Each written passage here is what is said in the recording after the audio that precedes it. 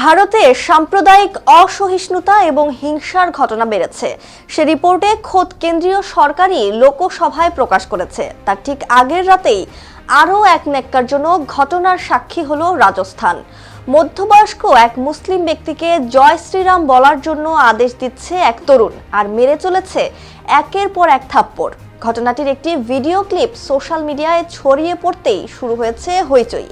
Police বিজয় মিনা নামের বছর 18 ওই অভিযুক্তকে গ্রেফতার করেছে।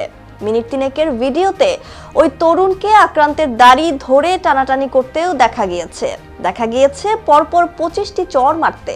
সঙ্গে সঙ্গেই জয় শ্রীরাম বলার জন্য নির্দেশও দিচ্ছিল সে।